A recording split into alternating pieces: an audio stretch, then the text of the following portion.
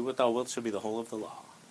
Love is the law, love and the will. Thank you very much for being here for this talk. I'm glad to see everyone here, and I'm glad to be able to talk about Jack Parsons. I think he's a very exciting figure in Thelemic lore, and I hope you enjoy this talk. Jack Parsons is a controversial figure in Thelemic history. By all accounts of those who knew him, he was brilliant, both as a rocket scientist and as a magician. He invented solid rocket fuel, and he co-founded Jet Propulsion Laboratories in Southern California.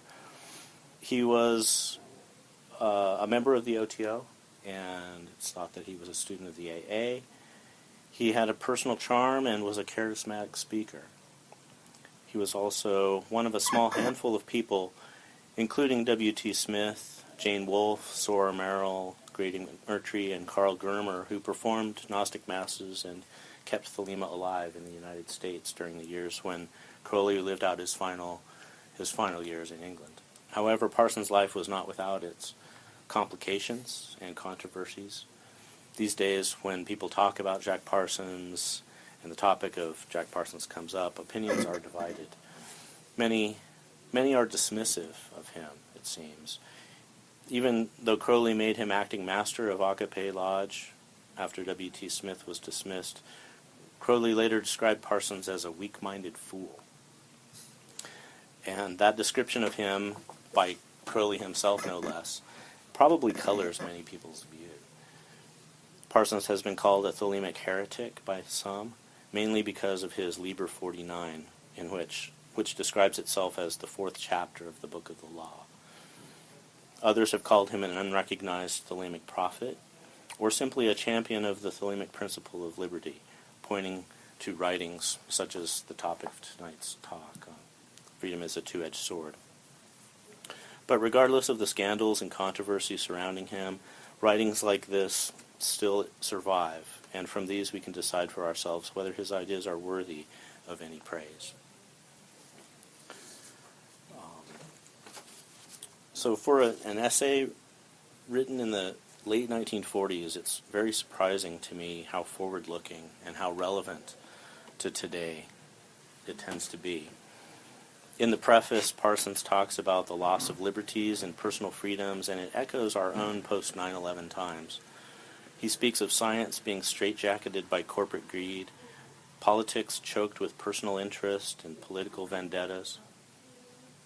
It seems that things haven't changed very much in the last 70 years since this was written. In some ways, maybe they've even gotten worse. But very clearly, the focus of this book is on the power of individual freedom and liberty. In this area, I think Parsons is at his best when he sticks to elucidating the pure ideal of liberty in personal terms. At times he gets bogged down in examples of how things don't work correctly. He gets stuck in the weeds of how his brand of freedom might work in practical ways. But every time I read his essays, and this one in particular, I'm always impressed by his passionate vision of a world where liberty is prized and protected by all. As forward-looking as some of this is, other parts feel a bit dated. There are frequent references to the immediate dangers of fascism and communism. Parsons was clearly seeing the world from within a post-World War II climate in which he wrote. But granted, fascism and neo-Nazism are seemingly alive and well and still problems today, along with jihadist militias and global terrorism and a whole host of other problems that didn't exist in his time. I find that as I was reading this, and maybe you have had the same reaction, that Parsons' use of the word liberal and liberalism are a bit troublesome, mainly because of the connotation and baggage those terms carry in today's polarized political climate. It's possible that when this was written, those words were understood differently, but at any rate, in modern political terms, libertarian is probably a closer match to what Parsons is talking about. But at any rate, it soon becomes clear to the careful reader that these words spring from the same root as liberty, and they are meant to be used in this pure form. Parsons makes a good case that the liberty and freedom he has in mind lay outside any religious or political definition. And I think that for some readers, the labels may be intellectual obstacles to understanding. So in this talk, I'm going to go through each section of the book. I'll summarize the content and include some comments or thoughts that I have regarding the points that Parsons is making. I'll highlight quotes that I feel are particularly important or illustrative. I'll also focus on the main symbol of the piece, the sword, and how that imagery is being used throughout the work. So part one is called A Sword is Drawn. And it starts out with a description of some of the historical challenges to personal liberty and the promise of a democratic protection of liberty that came with the formation of the United States government. The central image of the sword is clearly on display at the very beginning. He says, quote, "Freedom is a two-edged sword of which one edge is liberty and the other is responsibility, on which both edges are exceedingly sharp, and which is not easily handled by casual, cowardly, or treacherous hands. And although it is always ready for the use of the courageous and high-hearted, it will not remain when the spirit that forged it is gone." Unquote. The first edge of that blade is here described, and we get a basic definition of individual freedoms. The inalienable rights of man are listed out, and there is a strong resemblance to libertas. I'll quickly run those down here. The right to live his private life insofar as it concerns only himself, as he sees fit, to eat and drink, to dress, live, and travel as, where, and how he will, to express himself as he sees fit, to speak, write, print, experiment, and otherwise create as he will, to work as he chooses, when he chooses, and where he chooses, at a reasonable and commensurate wage, to purchase his food, shelter, medical and social needs, and all other services and commodities necessary to his existence and self-expression at a reasonable and commensurate price, to a decent environment and upbringing during his childhood until he reaches a responsible majority, to love as he sees fit, where, how, and with whom he chooses, in accordance only with the desires of himself and his partner, to the positive opportunity to enjoy these rights as he sees fit without obstruction on the one hand or compulsion on the other, to protect his person, his property, and his rights to the extent of killing the aggressor, if necessary. This is the purpose of the right to keep and bear arms.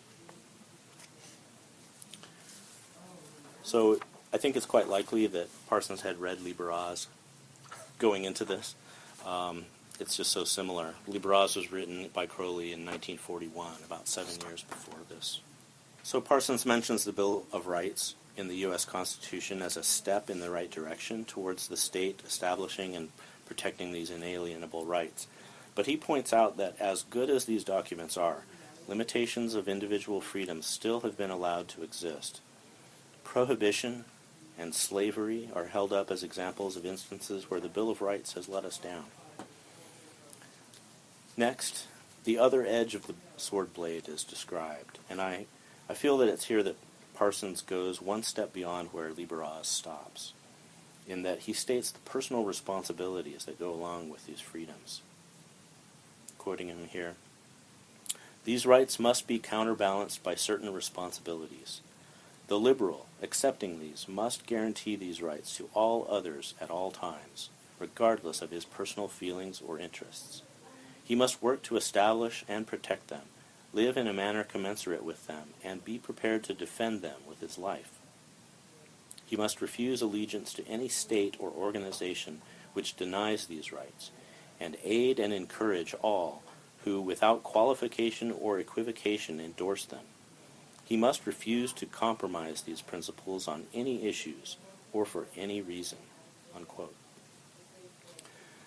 This directive to active personal responsibility is different from the non-interference with another's will of Libertas, or the consequences of exercising one's rights as elaborated upon by Sabazius in his essay, Observations on Libertas. And if you haven't read either one of those, I highly recommend them. Responsibility here is designed to actively guarantee the continuation of the freedom of all. In this first section, Parsons hits on the concept repeated throughout the book of what his two-edged sword really is. It is an extension of the self. Quoting him here again, "No man is worthy to fight in the cause of freedom unless he has conquered his internal masters. He must learn control and discipline over the disastrous passions that would lead him to folly and ruin. He must conquer inordinate vanity and anger, self-deception, fear, and inhibition. These are the crude ores of his being. He must smelt these ores in the fire of life, forge his own sword, temper it, and sharpen it against the hard abrasive of experience. Only then is he fit to bear arms in the larger battle. There is no substitute for courage, and the victory is to the high-hearted. He will have nothing to do with the asceticisms or the excesses of weakness. Self-expression will be his watchword, a self-expression tempered, keen, and strong. First he must know and rule himself. Only then can he cope with the economic pressures which are employed by economic groups and capitalists, or the political pressures employed by demagogues." Unquote. So while each man must forge his own sword upon his own experience and find his own definitions of what liberty and freedom mean within the context of his times, there are certain universal and unchanging principles of freedom which can be identified. The points in this writing where Parsons highlights these universals are where his work really shines. Part 2 is called The Sword and the State. This section starts out strong with a statement of the purpose of the state and a framework for its function. Quoting him here, "The state exists for the primary purpose of protecting the rights of the individual. Where it fails to fulfill this purpose, it is no more than anarchy or tyranny. All other functions of the state are subordinate to this fundamental purpose. In the machinery provided for the function of this state, basic frameworks must be provided to safeguard the rights of weaker men against stronger men, of individuals against groups, of smaller groups against larger groups, of individuals and groups against the state." Unquote. The key points here revolve around the separation between the powers of state and the individual's rights, and the limitations of a state to control or inhibit the rights and freedoms of its citizens. And this is all fine, and in my opinion, it's one of the clearest outlines for a limited government that I've read in a long time.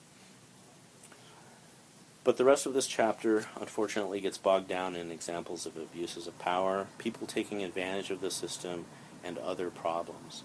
Parsons rails against compulsory military service as an example of government overstepping their bounds. He says the atom bomb makes a one-world government a necessity. As true as these may or may not be, the arguments don't really support or develop the main idea very well. The section comes off, for me at least, a bit too idealistic. For such a system to work, it's really dependent on a majority population who agree with and practice the ideals of this two-edged sword. Part 3 is called The Sword and the Serpent. Sexual freedoms are explored in this section.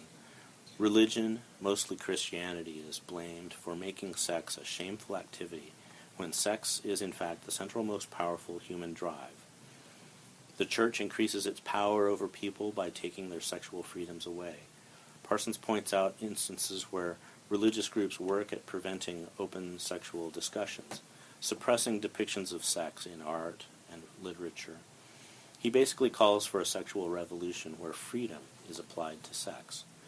He runs down many of the ways that sex is currently being used to control people, and the problems in society that are related to the suppression of sex, like shame, STDs, teen pregnancies, etc.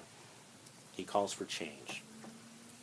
Here I'm quoting, "The laws against mutually agreeable sex expression must be repealed, together with the laws preventing nudism and birth control, and sex censorship laws. We must emphatically and positively deny that love is criminal, and that the body is indecent. We must affirm the beauty, the dignity, the humor, and the joyousness of sex. Let us adhere to a strict morality where the rights and happiness of our fellow man is concerned.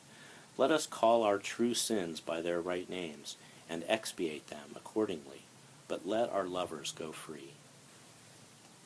Unquote. His main point here is that if we accept sex for what it is, a natural and beautiful function, and break free from the accumulated baggage that has been attached to it by religions and governments, we would be a better, more positive, more mature, and possibly more advanced society. While there's no direct mention of same-sex partners anywhere in this section, something that honestly would be a little progressive for 1948, his term mutually agreeable sex expression totally seems to cover it. Next, in a foreshadowing of the later section on women of the sword, there is a call here for women to be the catalyst for change in this area. Parsons' view of that is a patriarchic establishment that has gotten us into the current bad situation. And the only way out of it is for women to break the cycle. He says here, quoting, "Only woman, of and by herself, can strike through the foolish frustration of the advertiser's ideal and rise, her strong, free, splendid self, to take her place in the sun as an individual, a companion, a mate fit for and demanding no less than a true man. Let there be an end to inhibition and an end to pretense. Let us discover what we are and be what we are, honestly and unashamedly. This process cannot continue unobstructed unless we are free to undergo all experience and willing to participate in all of existence. Then the significant questions are not, is it right or is it good, but rather, how does it feel and what does it mean? Ultimately, these are the only sort of questions that can approach any sort of truth, but they cannot be asked in the absence of freedom." Unquote. Again, the image of the sword is as a weapon made up of our refined personal qualities is expressed. We are the sword, and our experiences forge the blade. Quoting on page 29, "Then fear can sharpen our wits against adversity. Anger and strength can be welded into a sword against tyrants within and without, and lust can be trained to be the strong and subtle servant of love and art." This section ends with a rather bleak outlook on the path towards sexual freedom. Small private victories are the only expectation, according to Parsons, but there is an implied hope that a critical tipping point could be reached in the future. Section 4 is called The Sword and the Spirit. This fourth section takes on human nature and religion. The human spirit is shown not to be separate from the physical world, but rather a natural reaction to it. Humans are the way they are because of their struggle both against the external forces of the universe and against their own brutal nature. Quoting here, "This is his beauty and his significance, that out of the blind primordial forces of sex and survival he has forged reason and science, and spun the gossamer splendor of art and love. If there is no other reason and no other significance, man himself has on occasion created reason and significance, and stood maker of gods in a garden made fruitful by his own creative power." Unquote. Our perception is relative to the external universe, but our experience and our very essence are integral parts of the universe. We tend to focus on abstracted layers of thought and mental concepts, but the cycles of life and death, birth and decay, are the natural vehicles of our experience. Desires and passions, all of these are the stuff that leads man towards art, beauty, and other ideals. Good and evil are only labels, according to Parsons, and he reasons that nothing is by its nature one or the other, but rather it comes down to how things are used or abused. Evil is excess, and good is balance. Balance isn't a matter of doing more of one thing and denying another. Rather, human nature can only be balanced by exceeding, which I think refers obliquely to following one's own true will. Quoting here, he says, "These are the powers in man's nature so tremendous that they can only be balanced by an ultimate self-expression. To place limitations and restrictions on this nature is to build a wall of plaster around a sun. It is to clip the eagle's wings, to feed carrots to a lion. He will die or turn monstrous. He will not be uplifted or improved." Unquote. Next, Parsons rejects the commonly understood purpose and nature of religion. He places man at the center and declares that self-knowledge and self-reliance are the highest forms of wisdom and faith. He sees religious dogma being used by governments to control people. There are somewhat dated warnings of fascism and communism, but the nature of the threat rings true in today's age. Quoting him here, he says, "There will be a hunting of free men in the name of freedom, and there will be prisons and pogroms in the name of democracy, and murder and slavery in the name of brotherhood, all for the sake of dominion over the minds and bodies of men." Unquote.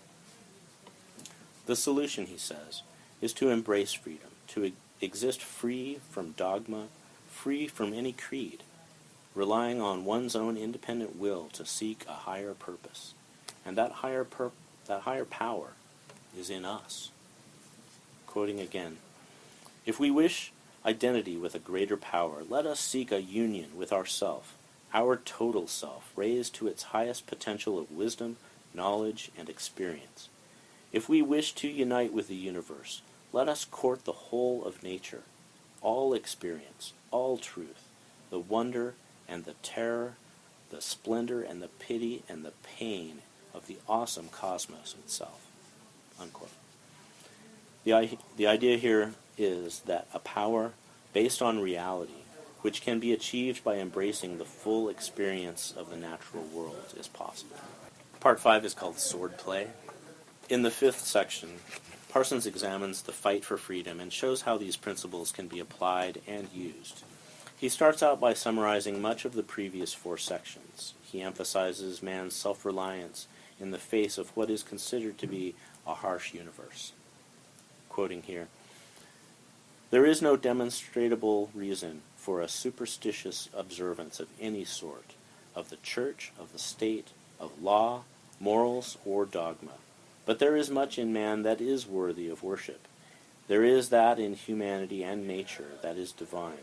There is beauty in the world sufficient for any paradise, dreamed or imagined. We must outgrow the need for dogmas which force us into a stultified and mechanical relation with life, and live by and for a continuous and vital experience, interpreted and made significant by the creative mind." Unquote. The challenges that liberals face are discussed and described. There's persecution, political and economic struggle, lack of good support or fellowship, betrayal, disillusionment, etc. The liberal can find some comfort in knowing that his struggles are the same as those who have come before him or her, those who have won with pain and blood some small amount of freedom for all who follow. Parsons then lays out the steps to waging the fight for freedom. Some advice is given as well as some cautions. He says, "The battle plan of the liberal is simple. He can take a basic declaration of principles such as those outlined here. He can regulate his own life by those principles and infuse them into his own work. He can examine laws, groups, and activities in his community, his state, and his nation in the light of these principles. Where he finds them violated, there is his fight. He must learn to concentrate on limited objectives. He can easily find one law, one group, one activity which is in flagrant violation of human rights and human dignity. He can attack this with publicity, with petition, and with agitation." Unquote. Parsons admits that some form of civil government is necessary, and he predicts that we are headed as a country towards some type of socialism. But again, he reinforces the idea that for the only purpose of the state is to support and protect individual liberty. These are two distinct spheres, and one danger here is blindness to government dogma. Quoting on page 38, "If the liberal understands the differences and relations between these two spheres, he can achieve much for society and for freedom. If he does not, he will become the unwitting dupe of state slavery." Unquote. This brings to mind the well-meaning but short-sighted movements within the last 50 years or so which try to regulate behavior based on religious and conservative political agendas. Parsons saw an erosion happening in his own day, and the situation has not improved much in the years following. Even today, personal freedoms are being curtailed in the name of national security, for example. And here is where the sword comes into play as a weapon to be used against those who would thwart freedom. And again, in reality, we are the sword. Quoting again, "It is within ourselves. The sword is forged that will avail us in outer battles. It is from the soul and mind and heart of the individual that the force is drawn that will transmute the race. The enemies of freedom are indefatigable, and all the more deadly because power, prestige, habit, and public inertia are on their side. Even those who find non-resistance comfortable may not find slavery comfortable, and slavery is the right name for regimentation, despite the euphemisms its proponents may devise." Unquote. The section finishes out with an impassioned call for action, basically saying that now is the time to act before freedom totally goes away. This was probably the most idealistic and passionate section of the book, in my opinion. Part 6 is titled The Woman Girt with a Sword. Most of this section is addressed to a woman, or to women in general, who Parsons says will bring about a revolution in civilization. He describes a modern woman who is not satisfied, the product and victim of a patriarchal society. He idealizes the Aeon of Isis as a kind of utopia, where women ruled alongside men in a matriarchal-based system. With the rise of Jehovah/Osiris, the patriarchal system, and the subsequent spread of Christianity and science, man has failed to bring about a better world.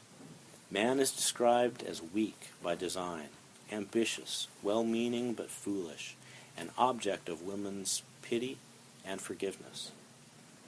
The only hope, he says, is to return woman to her place as co-equal ruler. Woman is called upon to step up and save the world from the mistakes made by men who are prisoners of reason and intellect. The unconscious world, the emotional world, the irrational world, these are her domain, and their existence is being denied or suppressed by men. Men will continue to fail until the rational and irrational worlds are united in a common experience. The sword image here is revisited. As Parsons says, it is the two-edged sword of freedom which woman should use to find and test her equal match in man. The core qualities of the sword come into play, helping to identify individuals who are equal to the task of enjoying and defending liberty across all of the different fronts. Quoting here, "Woman, put up unworthy weapons, put up malice and poison, false frigidity and false stupidity. Draw the sword, the two-edged sword of freedom, and call for a man to meet you in fair combat, a man fit for your husband, fit father for your eagle brood. Call upon him, test him by the sword, and he will be worthy of you. For you two, the two of you, are archetypes of the new race." Unquote. But the woman in question is still something of a mystery. Is Parsons talking about all women? Just one woman? Quoting again, "Somewhere in the world today there is a woman for whom the sword is forged. Somewhere there is one who has heard the trumpets of the new age and who will respond." Unquote. I tend to think that he's talking about women in general who are worthy of the freedoms he envisions. But then, at that point in the essay, in a wild display of fancy prose, the woman is revealed to be the embodiment of Babylon. And she is cast as both the destroyer and the savior of the world. In the final line of the section, end of the book, the two-edged sword of freedom is pledged to the service of this unknown woman. For me, this section is probably the least tangible and the most abstract. It deals with generalized views of how men and women relate to each other. It also operates on the assumption that women can save the world by restoring order in a matriarchal society. But it also depends on there being men in the world who are able to pass the rigorous test of the sword. And it invokes Babylon as the underlying force behind the revolution. That's a lot. But in the end, the concept of woman saving mankind is repeated from Section 3, if you recall. Once again, the two-edged sword is symbolic of the self. For men, the forging of the sword is a form of test preparation. For women, it is the measure by which a man's worth is assessed. The final part about Babylon is in keeping with Parsons' magical career-long obsession with her. So in conclusion, most accounts of Jack Parsons' life focus on the sensational. His connection with L. Ron Hubbard, his sex magic, his womanizing, his time at Agape Lodge, and his tragic death at age 37. This is unfortunate, in my opinion, because it undercuts the value of the few written works that he left behind, of which Freedom is a Two-Edged Sword is certainly a glittering gem, if not the pinnacle of his body of work. For the most part, it's a treatise on freedom that explores the right functioning of society when the cultivation and defense of individual liberty is held at its highest value. Parsons explores freedom in relation to the individual, in the state, religion, and the spirit, and the male-female dynamic. The two edges of the sword in the title are revealed to be liberty and the responsibility to protect that freedom. The sword itself is a symbol of the transformation of the individual into a self-reliant and free human. The writing does tend towards the idealistic. Some of the sections slide a bit off topic or get bogged down in detail. At times it misses its mark with illustrative references to social and political concerns which have faded in the last 66 years. But there are just as many instances where he could be describing today's headlines. Where Parsons really comes through for the reader, I think, is in those passages where he taps into the simple fundamentals of freedom and shows how they could manifest in a world that accepted them fully. These basic concepts of freedom are truly universal and timeless, and they're hard to argue against. Love is the law. Love under will.